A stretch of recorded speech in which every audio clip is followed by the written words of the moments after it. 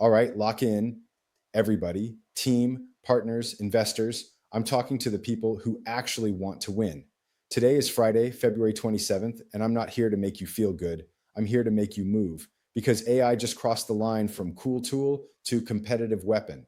And if you're still treating it like a toy, you're about to get washed quietly, quickly, and permanently.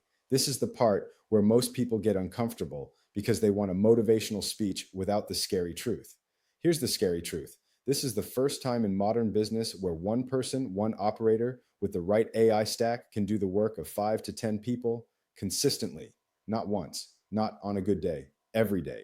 And that changes everything. It changes payroll, it changes speed, it changes product cycles, it changes marketing, it changes sales, it changes who survives. So if we don't build our machine right now, we will get outpaced by a smaller, hungrier team who did. And you'll be sitting there wondering how they shipped 10 times more than you with half the people. It's not magic, it's systems. Let me educate you fast, and I'm going to do it the street way. Simple, direct, no fluff. We're moving from chatbots to agents. Chatbots answer questions. Agents do work. Agents plan, execute, click buttons, write docs, build pages, run tests, summarize research, draft emails, create visuals, update workflows, and deliver finished outputs. That is not the same game. That is a different planet. And the reason this is scary is because most companies are built on coordination, meetings, handoffs, waiting, approvals. Circle back. Let's sync. I'll get to it next week. That whole culture is about to get exposed as weakness because AI has no patience. And the companies that win next are the ones that remove friction. Now, before you think I'm just hyping, let's talk about what actually changed this week and what it means for us. First, visuals. Google dropped a new image model that's basically pro-level quality, but faster. It's the kind of speed where you can iterate designs like you're texting. And it's good at text inside images, which has always been the weak point for image generators. What that means in business terms is content production just became cheaper, faster, and more scalable. We're not making one thumbnail, we're making 10. We're not making one ad creative, we're making 20. We're not making one infographic, we're making a whole series. We test, we measure, we improve, we dominate attention, and attention is the currency of the internet. If you control attention, you control demand. If you control demand, you control revenue. Second, grounded research. Most people use AI and get hallucinations. They get confident sounding nonsense. That's dangerous. That's how you make a bad decision and lose real money. So the power move is using AI that works off your documents, your sources, your data, stuff that's real. That turns AI into an analyst that gives you receipts. That means we stop guessing, we stop arguing in meetings, we stop making decisions off opinions, we make decisions off evidence. And investors love evidence, partners love evidence, teams move faster with evidence. Third, scheduled operations. Now we're talking about AI doing recurring tasks on a schedule. Morning brief, automatic, weekly report, automatic, Friday update, automatic, client status summary, automatic. And you might not think that's exciting, but that is how you build a machine. Most teams don't fail because they lack talent. They fail because they waste time. They fail because they don't have rhythm. They fail because nobody owns the system. Scheduling automations is how you remove the human bottleneck. It's how you stop depending on memory and mood. It's how you become consistent. And consistency is what compounds. Fourth, agents that actually execute. Perplexity has this computer concept where you give it an outcome and it routes work across multiple models and tools, breaks the job into tasks and subtasks, spins up sub-agents, and delivers. Microsoft is doing a similar thing with their tasks concept, moving from answers to actions. Cursor is pushing agents that can control a virtual computer and record what they did. This is the shift. AI is not just talking to you, it's operating like a coworker. And that's why this moment is dangerous for slow teams, because what used to require a researcher, a copywriter, a designer, a coordinator, and a developer can now be handled by a smaller group with AI doing the heavy lifting. Now, let me give you the scary part inside the scary part.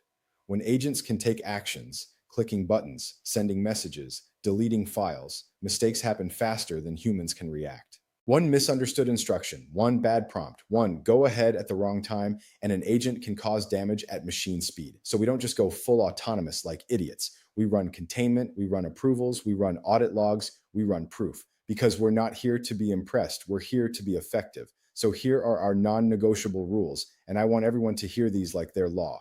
Rule 1, No irreversible actions without human approval. No deleting, no sending money, no publishing, no submitting contracts, no firing off 400 emails. None of that.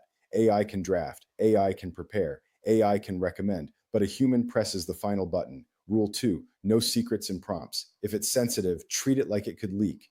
We keep our prompts clean. We don't put credentials in random tools. We don't paste private client data into a system we don't control. Rule 3, receipts or it didn't happen. If an agent did work, it must provide outputs, links, files, sources, diffs, logs, proof. We don't run on vibes, we run on verification. Now, let's talk about the bigger storyline that's not just about business, it's about the world. There's a real fight happening between AI companies and government agencies about how these models get used.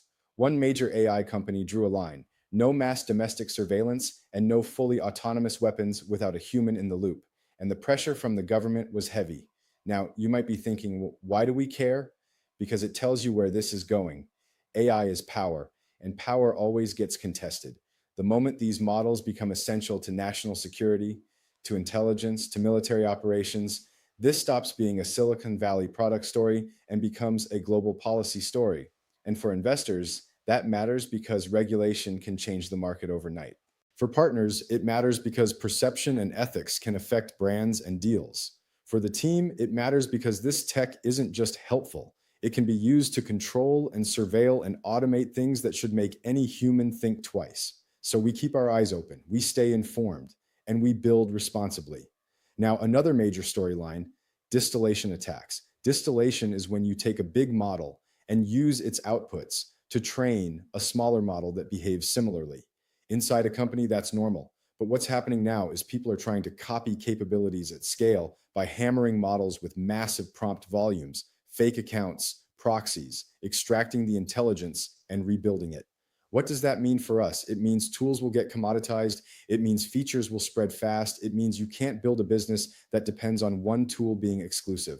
So our moat is not we use AI. Everybody uses AI. Our moat is how we use it, our workflows, our speed, our distribution, our relationships, our ability to execute. That is what doesn't get copied easily. Now, I'm going to bring this home because I don't want this to be a speech that gets clapped for and then forgotten. I want movement, I want action, I want output. Here's the deal. We are standing at a doorway where the cost of execution is collapsing. That is the biggest opportunity of our lifetime, because when execution gets cheaper, the people who know how to execute at scale win everything. And most people are asleep. They're reading headlines, they're watching demos, they're interested, they're curious. Curious doesn't pay, operators get paid.